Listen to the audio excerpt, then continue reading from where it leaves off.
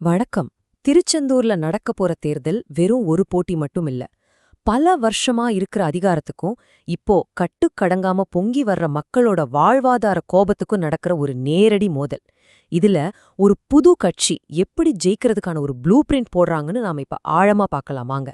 சரி, இந்த முழு வியூகத்தோட மைய கேள்வியே இதுதான். போன தடவை வாங்கினது வெறும் 8% வாக்குகள். இத மட்டும் வச்சுக்கிட்டு ஒரு வலுவான தேர்தல் பிரச்சாரத்தை இப்படிங்க கட்டமைக்க முடியும்? வெறுமனே மக்களோட கோபத்தை மட்டும் நம்பி ஜெயிக்க முடியுமா? இல்ல அதுக்கு மேல ஏதாவது பிளான் வேணுமா? இந்த நம்பர் தான் எல்லாத்துக்கும் ஸ்டார்டிங் பாயிண்ட். 15,063 2021ல திருச்செந்தூர்ல என்டிகே வாங்கின வாக்குகள் இது. கிட்டத்தட்ட 2.5 லட்சம் வாக்காளர்கள் இருக்கிற தொகுதியில இது ஒரு சின்ன நம்பரா உங்களுக்கு தெரியலாம். ஆனா இந்த வியூ அறிக்கையில இது ஒரு தோல்வியா பார்க்கல. இல்ல, இதுக்கு என்ன அர்த்தம்னா ஆளுங்கட்சிக்கு எதிரா ஒரு பெரிய அதிருப்தி பூஞ்சுகிட்டு இருக்குங்கிறதுக்கான முதல் ரொம்ப ரொம்ப முக்கியமான சிக்னல் இதுதான் அவங்க பாக்குறாங்க. நாம இந்த வியூகத்தை எப்படியெல்லாம் பிரிச்சு பார்க்க போறோம்னா, முதல்ல அந்த 15,000 வாக்குகளோட உண்மையான அர்த்தம் என்ன? அடுத்து திருச்செந்தூரோட 3 பெரிய காயங்கள். சொல்லப்போனா இதுதான் கதையோட மெயின் ட்விஸ்ட். அப்புறம் ஒவ்வொரு பூத்தையும் எப்படி ஒரு போர்க்களமா மாத்துறதுங்கிற கணக்க பாப்போம். அடுத்து கோபத்தை எப்படி ஓட்டா மாத்துறாங்க.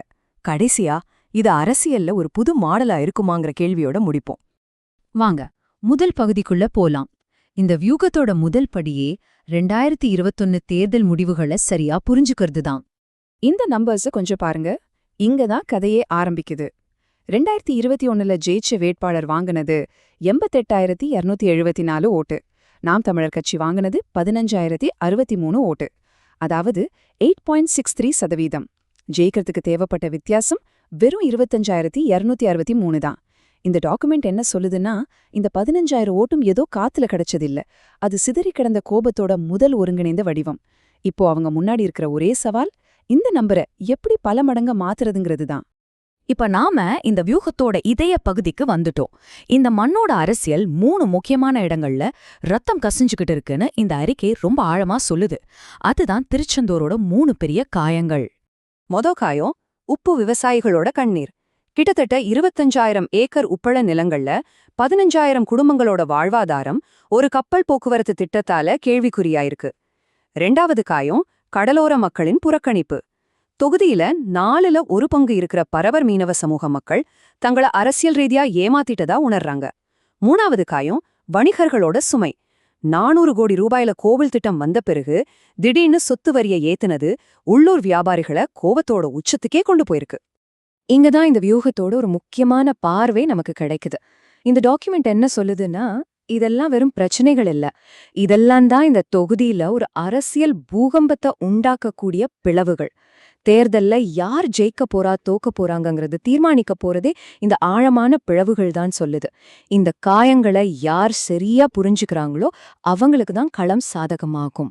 சரி, பிரச்சனைகள் என்னென்னு ஆழமா பார்த்துட்டோம். ஆனா அந்த கோபத்தை எப்படி ஓட்டா மாத்துறது? இந்த வியூகம் பெரிய பேரணிகளையோ இல்ல தலைவர்களோட பேச்சையும் நம்பல.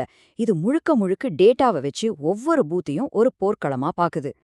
இந்த நம்பர், அதாவது 280லிருந்து 300, இது வெறும் வாக்குச்சாவடிகளோட எண்ணிக்கை கிடையாது. இதுதான் இந்த வியூகத்தோட போர்க்கள வரைபடம். ஒவ்வொரு பூத்துமே ஒரு தனி அரசியல் களம். ஒரு கிராமத்தோட பிரச்சனை நகரத்துல இருக்கிறவங்களுக்கு இருக்காது. அதனால எல்லாருக்கும் ஒரே மாதிரி பிரச்சாரம் செஞ்சா இங்க ஈடுபடாது. இப்போ இத பாருங்க, வாக்காளர்களை எப்படி 4ஆ பிரிக்கிறாங்கன்னு. 30% வாக்காளர்கள் ஏற்கனவே ஒரு கட்சிக்கு உறுதியா இருக்காங்க, அவங்கள மாத்தவே முடியாது. இன்னொரு 15% வாக்காளர்களை நம்மால நெருங்கவே முடியாது. ஆனா நடுவுல இருக்காங்க பாருங்க, ஒரு 40% வாக்காளர்கள். இவங்க தான் வெற்றியாளரை தீர்மானிக்க போறவங்க. இவங்களோட மனசை எப்படி ஜெயிக்கிறதுங்கிறது தான் மொத்த வியூகமே. இதுதாங்க இந்த வியூகத்தோட உண்மையான புத்திசாலித்தனம். Micro targeting. அதாவது உப்பள பகுதிகள்ல நீங்க பேச வேண்டியது வாழ்வாதாரம், குடும்பம், நில உரிமை பத்தி. அதே கடலோர பகுதிகள்ல அது மரியாதை, புறக்கணிப்பு, அடிப்படை வசதின்னு மாறும். கோவில் நகரத்துல வரிச்சுமை, வியாபார நஷ்டம், உள்ளூர் அதிகாரம்னு பேசணும். எல்லார்கிட்டயும் ஒரே விஷயத்த பேசி ஜெயிக்க முடியாதுங்கிறது தான் இதோட அடிப்படை. ஓகே, மக்களோட கோவத்தை கண்டுபிடிச்சாச்சு. அந்தந்த பகுதிக்கு என்ன பேசணும்னு முடிவு பண்ணியாச்சு. அடுத்த ஸ்டெப் என்ன?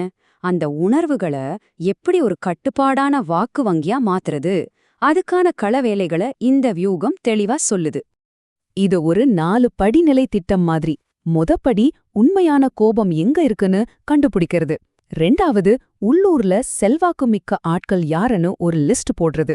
3வது மிக மிக லோக்கல் லெவல்ல மக்களை போய் பாக்குறது.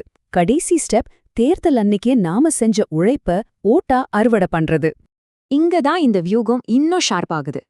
ஒவ்வொரு வாக்குச்சாவடியிலையும் அரசியலே பேசாத, ஆனா ஊருக்குள்ள மதிப்புள்ள ஒரு 5ல இருந்து 10 பேரை கண்டுபிடிக்கணும்னு இந்த அறிக்கை சொல்லுது. அவங்க ஒரு தொழிற்சங்க தலைவரா இருக்கலாம், ஒரு சர்ச்ல ஃபாதரா இருக்கலாம், இல்ல ஒரு மகளிர் சுய உதவிக்குழுவோட தலைவியா இருக்கலாம். அவங்களோட நம்பிக்கையை சம்பாதிக்கிறது 100 போஸ்டர் ஒட்டுறதை விட பவர்ஃபுல்.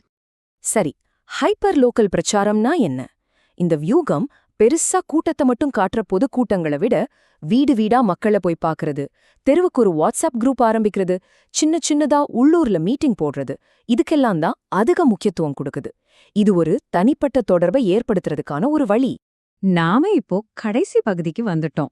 இவ்ளோ நுணுக்கமா டேட்டாவோட உள்ளூர் பிரச்சனைகளை மையமா வச்சு ஒரு வியூகத்தை கட்டமைக்க முடியுமா? இது அரசியல் ஒரு புது மாடலை உருவாக்குதா? இந்த முழு வியூகத்தையும் ஒரே வரியில சொல்லணும்னா இதுதான். தொகுதி முழுக்க செதறி கிடக்கிற அந்த உள்ளூர் கோபத்தை ஒவ்வொரு பூத் லெவல்லையும் ஒன்னு திரட்டி ஒரு பலமான வாக்கு மங்கியா மாத்துறது. சிம்பிளா சொல்லணும்னா உணர்ச்சிய ஒரு ஒழுங்கா மாத்துறது. கடைசியா ஒரே ஒரு கேள்வியோட இந்த ஆய்வை முடிக்கலாம். இந்த மாதிரி ரொம்ப லோக்கலா மக்களோட குறைகளை மட்டும் மையப்படுத்தி டேட்டாவை வச்சு வேலை செய்யற இந்த அரசியல் மாடல் திருச்செந்தூர்ல மட்டும் இல்லாம மத்த தொகுதிகள்லயும் பல வருஷமா இருக்கிற அரசியல் கோட்டைகளை உடைச்சு ஜெயிக்கிறதுக்கு ஒரு வழியா இருக்குமா? நீங்க என்ன நினைக்கிறீங்க?